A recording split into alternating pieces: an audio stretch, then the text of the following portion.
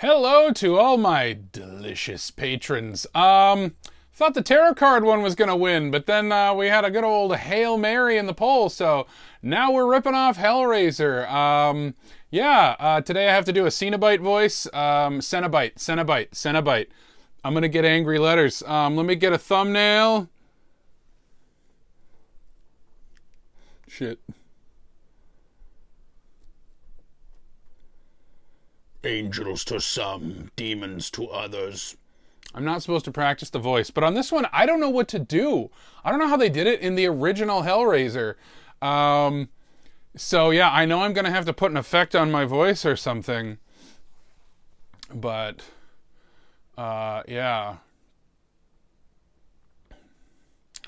Yeah, I don't know how they did it. Anyway, coming up on starting time. Gotta commit to the bit. Podcasts to some, horrible ploys for money to others. Whenever it's a voice one, I try not to do the voice in the intro, but I had nothing for that one. This is where the theme song goes. Are you admiring my stupid joke? Because I don't have the funds to make a full pinhead costume. Should I scoot back a bit? Maybe. Does that look better? Is that a good lament configuration? All right, it's time to start the show.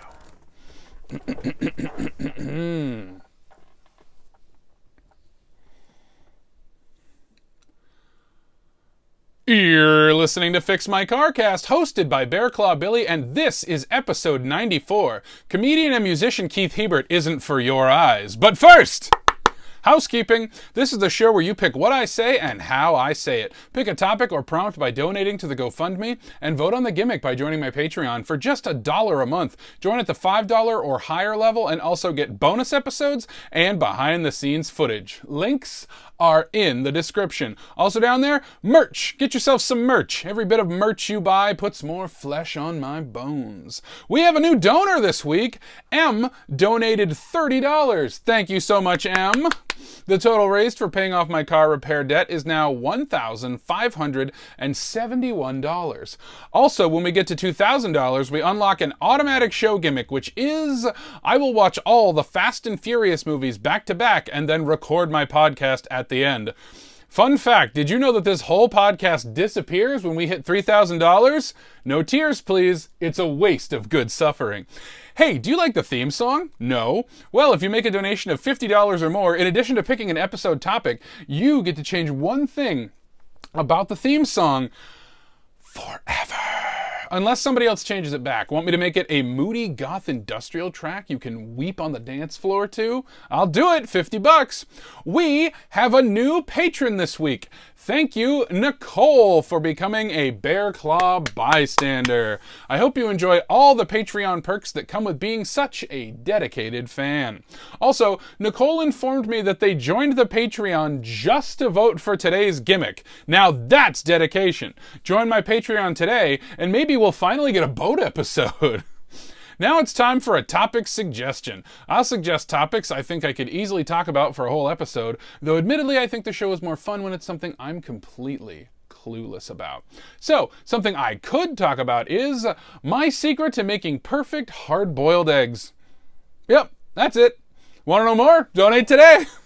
And now a friendly reminder that I have a spooky new album out. It's called Cult Horror, Original Motion Picture Soundtrack. And it is both a love letter to horror movie scores and a concept album as a soundtrack to a film that doesn't exist. So please go check it out, leave a review, tell your friends, etc., etc. Check the links in the description and enjoy the album that none of my friends had anything to say about this week, so maybe it's time to stop plugging it. Okay, one more week. Checking in on the best city in the world, based on which city listened to the last episode the most. And our big winner is Westbrook, Maine. Congratulations, Westbrook, Maine. What a comeback story. Let it be known that your Royal Liver Building, St. George's Hall, and Cavern Club are the best in the world for 7 days. Last episode, I talked about 881 Naval Air Squadron after saying Candyman in a mirror 5 times.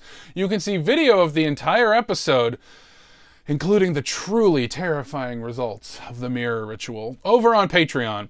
Also, head over to Patreon for a bonus episode where I talk about a high school play I was the lead in. Ooh, scintillating stuff. Okay, let's talk next week's gimmick poll. These are your choices for next week's episode gimmick. They are: wear a Jason Voorhees mask, eat 100 candy corns, use a witchboard, or toilet paper my own room. Let's recap. Number 1, wear a Jason Voorhees mask. That's a hockey mask, Friday the 13th, Jason, you know the one. Number 2, eat 100 candy corns. Ooh boy, I do not know if that's medically advisable. Number 3, use a witchboard, a Ouija board, but if we're gonna not use the brand name, a witchboard.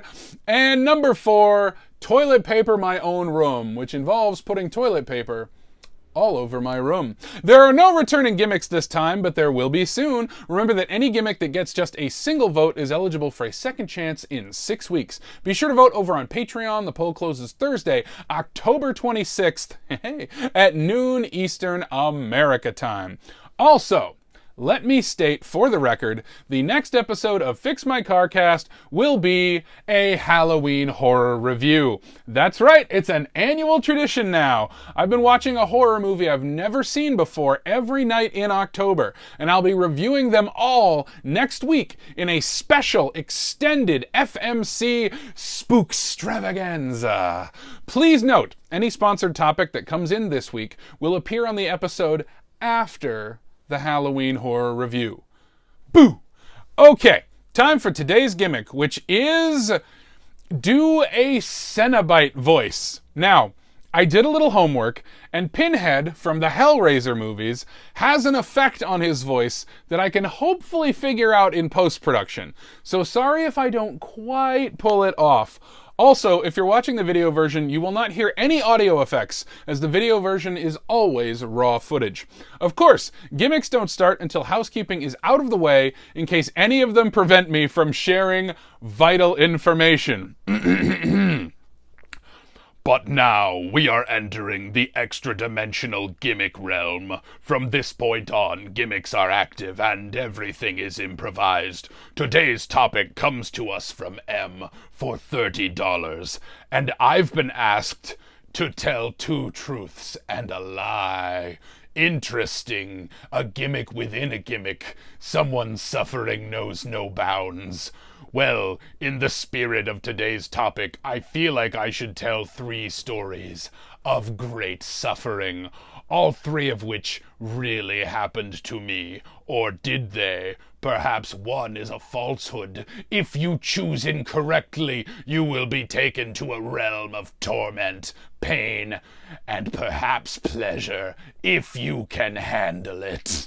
Let me think of what stories I wish to tell, because I did not rehearse this. I'm so used to the, oh, you solved my cube and now I'll rip out your pubes. But I'm admittedly not much of a storyteller. But let me tell you one about a trip that I took, myself personally,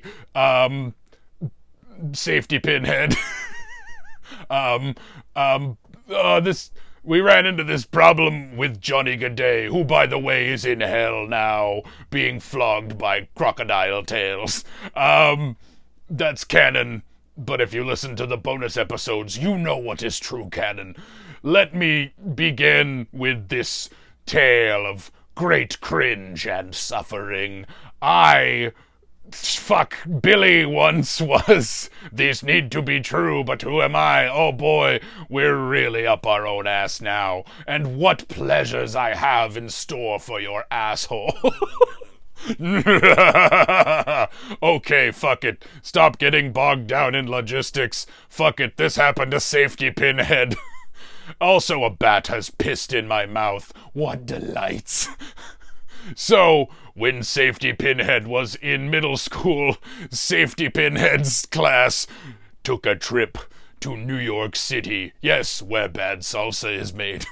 And On this trip, we saw many things, including the musical Cats. That alone is such great suffering. The poor, poor genitals of those performers, twisted in such agony.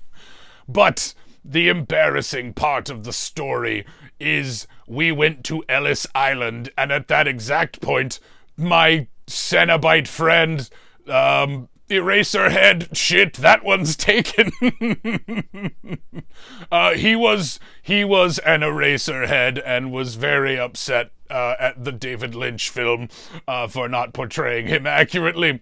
Anyway, Safety Pinhead and his dumbass friend were at Ellis Island, and Safety Pinhead's dumbass friend dared them to run up the down escalator, a story that always goes well for anyone.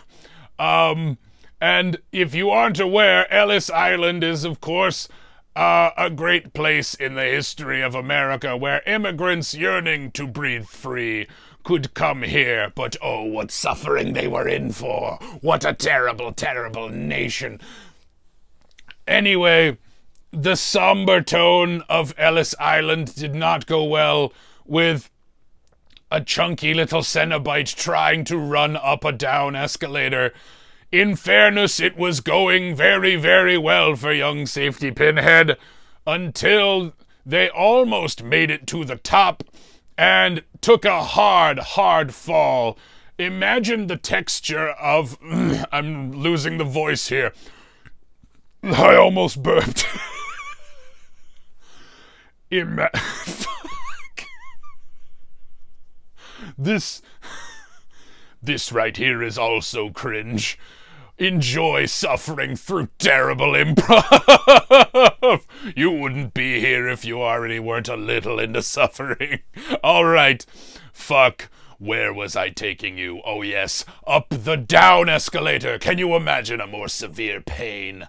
A deserved pain for all of you sinners.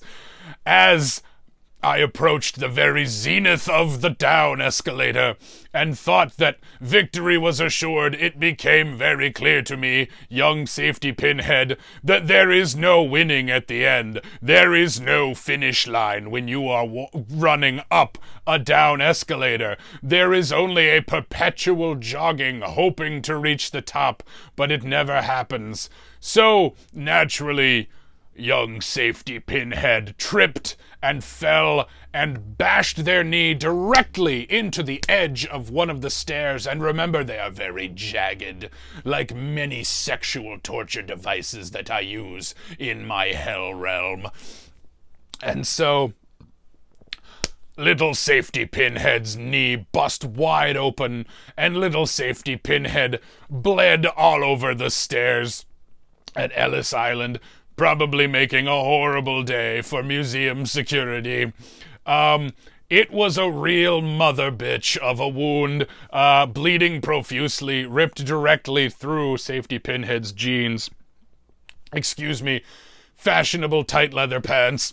And so there I was, bleeding.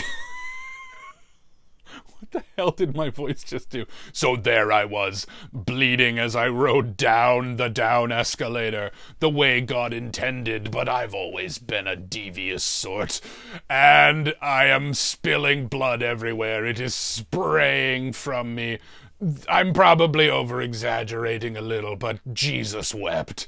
And so the blood is pouring out of me. My mother, Mrs. Safety Pinhead, was a chaperone on the trip and was very disappointed in me. And my only regret is that I may have tainted the memory of Ellis Island for anyone who is there for perhaps a somber look back at how their family came to be in this country, and instead saw a little pasty dumbass bleed all over an escalator. If you have been to Ellis Island recently, tell me if the escalators are still there. All right, well, you require 2 more stories of great suffering, and so I shall bring you some others. Let me I did not rehearse for this. I did not pick out the stories ahead of time. So let me go deep, deep into the recesses of my brain and think of something else embarrassing. Truly, I had an idea on the drive over and I forgot what it was now. But this one is also very, very true. Oh, yes, I do have a very embarrassing story of the time. This is absolutely true. I shit myself in front of a presidential candidate. I used to work, Safety Pinhead used to work for the news because only someone so evil could support CBS News. At one point, Safety Pinhead used to work for CBS News, and I used to run the teleprompter when we interviewed candidates. And Ben Carson, future presidential hopeful who is no longer with us, came into the studio for an interview. And when I sat down at the teleprompter, I suddenly realized I had a horrendous need to shit. And I thought, well, I can pop out and do it on a commercial break. And so the commercial break came. I ran to the bathroom knowing that I had a 2-minute break, and when I got there, I went very quickly. But then I remembered that the flush in these particular bathrooms was very weak, and the toilet clogged. Knowing that I had about 1 minute to get back to my post, I decided to simply leave it. But as I was running out, I thought, no, there's still an hour of the show to go. I cannot leave it. So I tried to flush, and it overflowed, and then I had to leave it. The water that came out of the toilet seeped underneath the wall of the bathroom into the green room where Ben Carson had kept his luggage. And I had to explain that it was clean water. It was not clean water. And that there was a mistake with one of the sinks. I said this to cover my ass, but there was nothing wrong with the sink. I managed to get the mess cleaned up in time before anyone could figure out that it came from a toilet and not a sink. I ran out every commercial break trying to do a little more cleaning and a little more cleaning, but it was too late. I could see it seeping through the wall, and I had to look CEO of Godfather's Pizza, brain surgeon Ben Carson in the eyes and tell him that it was my fault that his luggage was wet. Somehow I did not lose my job. And he was very understanding that it was just an accident. Also, thank God he never became president. It was one of the most embarrassing things in my entire life, and I have already told you about the Ellis Island thing. All right, do you require more suffering? Would you like a bad date story? Have I got one for you? When I was in college, this was actually my first ever romantic date. Yes, it's true. I had a romantic date. Believe it, won't you? I got distracted by my lament configuration and I wanted to solve it. Sorry, this is a very ADHD show. Feature this on Weirds of a Feather. Check it out. So, my very first date, I was in college and I had what could arguably be my first long-term sweetie. And I wanted to really impress her on this first date, and because everything that young Safety Pinhead knew about romance came from movies and television, I thought, well, I must make a grand gesture if the relationship is to live a very long time. Until it turns into suffering, as all relationships do. Look, I knew I was going to have to cough at some point from doing this voice. I'm honestly surprised I've kept it together this long. So, shit, what was I talking about? Right, yes, I was at college. This was the University of Hell, and I went to take this sweetie on a date, and I thought we will have... Fuck. I am losing my voice. What fucking voice? Yes, welcome to hell. So on this romantic date, which, by the way, my idea of a romantic date is severe beatings. On this romantic date, I decided that I would prepare her favorite food, which at the time I had only seen her get turkey sandwiches at the cafeteria, so her favorite food must be turkey sandwiches. I also brought candles, and a delicious cake, and a CD player with speakers. One of my Cenobite friends has CDs coming out of his face. Look it up, it's in one of the sequels. I haven't seen it, but I've seen stills. I've only seen the first two Hellraiser movies, starring my buddy, Pinhead, even though they really look more like nails. Anyway, I am once again losing the thread. Is it torture to listen to me try to stay on topic? Delicious. So, where was I? Oh yes, like a big nerd, I made a mix CD, and I brought a portable CD player and some speakers, and a rose, for I am a romantic bitch. And so, I packed all of these things in a box, but then I realized I couldn't surprise her if I brought a box with us. So I went down to the local park. This voice really does a number on you. Bless you, I think, Peter Cullen, for doing the Predator. That must have killed you. Was that Peter Cullen? Did I mix that up? Sorry. Anyway, I can't do Optimus Prime either, if anyone's asking. How much are you suffering listening to me trying to tell this goddamned story? All will be damned by God or by Cenobites. So, I put my box of romance into a bush. Fuck it, I'll say it. Not her bush, but I put my box of romance into a bush at the local park. And there's part of the story I don't know if I should tell you just yet. All right, I will. There was one other couple having a romantic date the same time as I had planned for mine. So I went to get my date, and I brought her down, and I said, all right, I need to set up some of the details of this date. You go sit on that bench facing the other way, and I will set it up on this picnic table. And she went to sit on the bench. Wait, I'm telling part of this wrong. We went and sat on the bench and just looked at the nice pond in the park. The amorous couple was no longer there, and that's worth remembering as a detail. Why did they leave?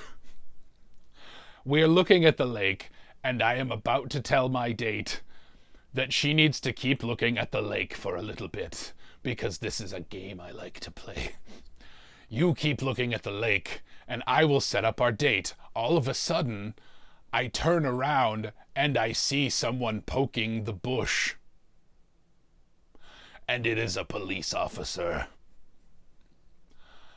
And in that moment, everything clicks into place in my head, and I do the most rational, logical, intelligent thing to do in this particular situation. I run directly at a cop shouting, "It's not a bomb! It's not a bomb!" I really did this. I gave you a pause for laughter, or an awkward silence for the suffering. Oh, I just realized my nails aren't very Cenobite, but I thought I was getting tarot cards today. Not that these are fitting for tarot cards either, but so you're probably wondering how I got here. There I am, running full clip at a police officer, shouting, "It's not a bomb! It's not a bomb!" leaving my date wondering what in the fucking fuck is happening right now. And I run full clip at this officer, and when I get to him, I'm very out of breath, and I say, "I'm so sorry. It's just a nice picnic. I hid it in a bush so it would be a surprise. And that's when the officer said to me, who is still a bastard and will be tortured in hell, but had a pretty good zinger. The officer turned to me and said, I saw the rose sticking out of the box. Go get her, kid. So, that was the story of my very first romantic date. I had to walk out of breath back over to the bench to tell her that all of the things were in the bush and the other couple must have called in what they thought was a bomb. I guess a box in a bush is a bomb to them. I certainly think boxes with bushes are the bomb. That pun was torture, wasn't it? Anyway, did we continue to have a nice date? Yes, we did. We ate turkey sandwiches by vanilla-scented candlelight, and I put on what I thought was a very romantic song from the Die Another Day soundtrack, because it kind of had a Cuban flair to it, and I thought we could do some passionate dancing. Gosh, even without the bomb, this story truly is great suffering. Anyway, that relationship went really well for, 12 years? This brings us to the end. Can you spot which of these tales is true and which is a lie? Find out when Beyond Belief Fact or Fiction returns. That's right, I am Hell Frakes. The two of you that get it are having such a good time right now, while the rest of you must suffer. Yes, suffer for safety, Pinhead. Quiver with the pleasures of pain. All right, well, I want to solve this Rubik's Cube now, which I think was a previous gimmick, but nobody voted for that one. I can do a Rubik's Cube, you know, if you want to see it. Anyway, as always, you're only fucking yourself when you hang with a Hellraiser. All right, bye. Jesus Christ. So I really thought the tarot card one was going to win, and I think it's hilarious that somebody signed up for the Patreon just because they wanted Cenobite to win so bad. Hope it was worth it, Nicole. Oh gosh, you know, I can't talk and solve a Rubik's Cube at the same time. I'm kind of glad that one never won. Thanks for not letting that one win, everybody who voted for something else. I can do one, but I don't know if I can do one and talk. That would have been hell. Razor. All right, I'm going to take the safety pins off of my head now. Which, by the way, without the... Oh, Jesus Christ. Oh, Jesus Christ. Without the pins, this is also what I would wear if we did a Matrix episode. Jesus. Well, you know, I pulled it together at short notice, so good for me. I had zero plans. Like, Tarot card was, like, in the lead right out of the gate. I had no plans to do anything but that. I dug out a couple of my old decks. I got all ready to do that, and yeah, anyway. All right, thanks for watching. I should watch the Hellraiser movies. It's been a bit.